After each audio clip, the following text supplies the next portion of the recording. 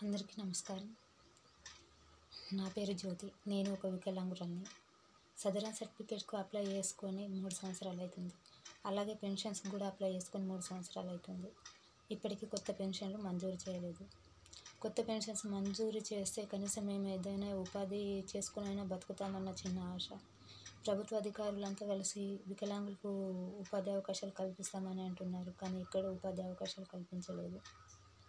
ఎందుకంటే వికలాంగులు ఎందులోనూ పనికిరారా? మేము చేయగలం సార్. ఎందుకంటే మాకు ఎంతో టాలెంట్ ఉంది.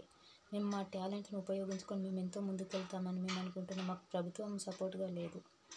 ప్రభుత్వ అధికారులు సపోర్ట్గా లేరు. ఏ ఆఫీస్కి వెళ్ళినా సరే మాకు నిల్చోబెట్టి ఆఫీస్ చుట్టూ తిరిగిపిస్తున్నారే తప్ప ఎక్కడ మాకు రెస్పెక్ట్ అన్నది కూడా లేదు. ఎంతోమందిని తన్నుతున్నారు, తిడుతున్నారు.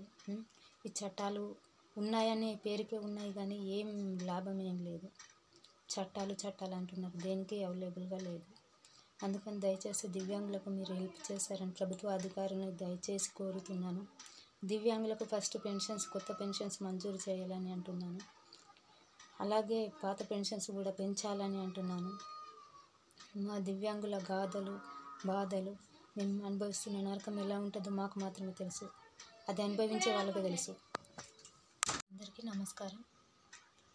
నేను దివ్యాంగుల ఐక్య వేదిక సంస్థ నుంచి మాట్లాడుతున్నాను. మా వికలాంగులకు చాలా అన్యాయం జరుగుతుంది. వికలాంగులకు ఇస్తామన్న పెన్షన్స్ మంజూరు చేయలేదు. కొత్త పెన్షన్స్ మంజూరు కాలేదు.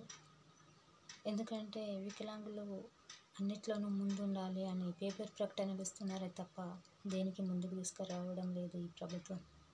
5% రిజర్వేషన్లు అన్నారు, ఎక్కడున్నాయి? 5% రిజర్వేషన్స్ లేవు. ఇస్తామన్న పెన్షన్స్ పెంచలేదు.